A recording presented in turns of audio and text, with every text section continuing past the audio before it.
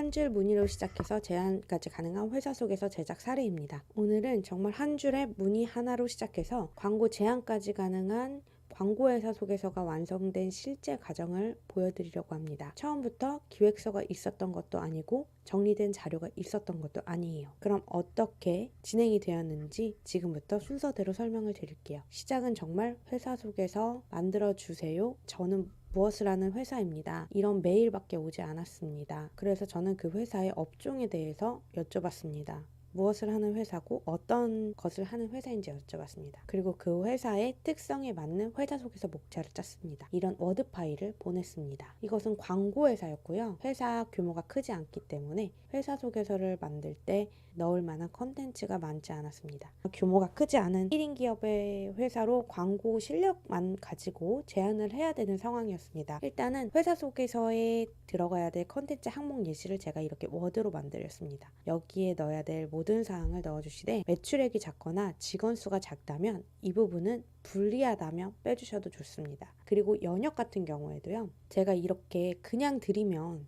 하시기가 힘들기 때문에 예시를 넣었습니다. 인플루언서 마케팅 캠페인을 진행하는 회사였기 때문에 이런 예시들을 모두 넣어주었습니다. 왜냐하면 이렇게 넣어주면 연역이 따로 없다고 생각하시더라도 누적 캠페인이 얼마가 달성됐고 누적 광고 매체 금액이 얼마가 달성됐는지 다 아실 수 있기 때문입니다. 그래서 이런 워드 파일을 넣어드렸고 조직이 크지 않은 회사라면 무조건 그 회사나 그 직원의 스펙, 즉 경력이 중요합니다. 인적 자원이 굉장히 중요하기 때문에 제가 이렇게 예시로 저의 경험인데요. 저의 이력을 이렇게 넣어서 예시로 함께 보여드렸습니다. 이런 식으로 어떤 경험을 가지고 있는 사람이 있는지. 조직도가 없다면 팀원을 소개해야 됩니다. 이렇게 회사마다 조직도를 넣어야 되는 회사가 있고 팀원을 넣어야 되는 회사가 있습니다. 그리고 차별점은 제가 또 이거를 예시를 만들어 드렸습니다. 이 회사에서 하고 있는 업무에 최적화된 예시를 만들어 드렸습니다. 이런 식으로 예시를 써주세요. 여기서 맞는 내용만 넣어주시면 됩니다. 서비스 소개에도 어떤 서비스를 하고 있는지 이것을 예시를 이렇게 만들어 드려서 고객사에서 자료를 준비를 편하게 하실 수 있도록 만들어 드렸습니다. 저는 이제 고객한테 받은 건 어떤 사업을 하고 있습니다라는 두세 줄의 자료일 뿐이었어요. 근데 그 안에 어떤 내용이 들어가야 될지 처음에 목차나 개요를 짜고 그리고 막상 그 목차대로 콘텐츠 제작 서비스 주세요 하면 자료를 준비를 못 하시는 거예요. 그래서 이렇게 예시로 어떻게 주면 좋은지까지 다 짜드렸어요. 그러니까 고객한테 이 워드 자료를 맞추셔가지고 고객이 자료를 보내주셨어요. 그래서 그 자료를 기반으로 저는 좀 심플하고 깔끔한 광고 회사에 맞는 회사 소개서를 제작했습니다. 회사의 업종이나 회사의 규모나 회사의 사업이나 서비스마다 목차가 달라집니다. 왜냐하면 회사마다 갖고 있는 강점과 약점이 있고 회사가 내세워야 할 요소들도 다르기 때문입니다. 그리고 영업을 위한 제안서이기 때문에 강조해야 될 포인트도 다릅니다.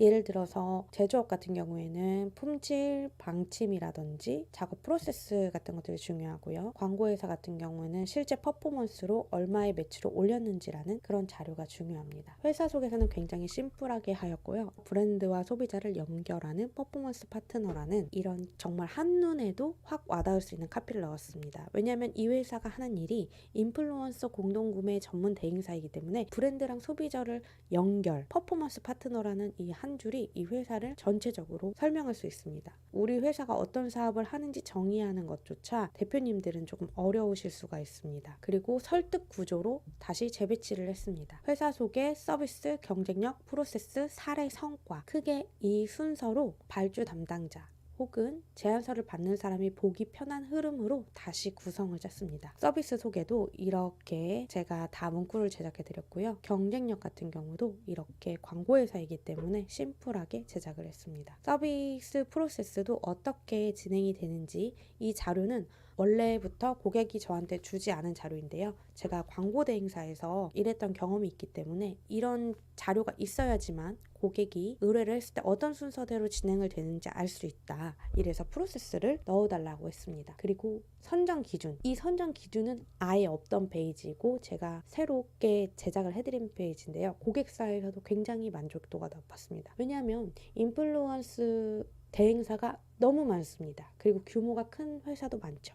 하지만 이분은 1인 기업가로 시작하셔서 점점점 커지고 있는 분이셨습니다. 이렇게 크고 작은 회사를 구분짓는 기준은 어떤 기준을 가지고 업무를 하는가입니다. 인플루언서와 함께 일을 하면서도 그냥 일을 하는 게 아니라 정말 그 제품 맞는, 결이 맞는 인플루언서를 선택을 하고 매칭을 하고 다 섭외를 하는 것이 아니라 급하다고 다 하는 것이 아니라 우리 회사만의 이런 기준이 있다. 광고 매체를 만드는 기준이 있다를 정해준 겁니다. 그래서 이 페이지가 굉장히 다른 회사와 차별점이 되는 페이지입니다. 맞춤형 컨텐츠를 기획한다는 이런 컨텐츠 기획 전략, 그리고 이런 성과 같은 경우도 수치적으로 높게 보여주기 위해서 제가 질문을 드렸었고요. 그래서 누적 캠페인이 얼마고, 누적 캠페인 수가 몇이고, 제 진행률이 몇 프로고, 1회 최대 매출이 얼마까지 나왔고, 이거를 숫자로 보여줌으로써 짧지만 강한 메시지를 줄 수 있습니다.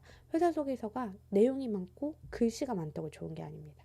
고객한테 알릴 수 있는 핵심 정보를 수치적으로 보여주는 것이 중요합니다. 그 어떤 분야보다도 광고 쪽은 수치가 곧 결과이기 때문에 그런 부분에 대해서 신경을 많이 써야 됩니다. 사례도 이런 식으로 제가 사례 총매출과 고객사 피드백을 각각 다 요청해 달라고 해서 카피를 만들었고 주요 고객사와 향후 계획까지 넣었습니다. 이 회사는 그렇게 큰 회사가 아니었기 때문에 향후 계획을 넣어줌으로써 우리 회사가 앞으로 더 어떻게 발전할 것이다 라는 청사진을 보여줬습니다. 작은 회사에서는 이런 청사진을 보여주는 것, 앞으로는 이런 것까지 진행을 하겠다 라는 것을 보여주게 되면 앞으로 성장 가능성 있는 회사임을 보여주게 되는 것입니다. 오늘은 회사 소개서를 새로 만들거나 기존 자료가 있는데 어떻게 정리해야 될지 막막하시다면 디자인보다 구조부터 고민해 보시라고 이런 자료를 공개해 드립니다.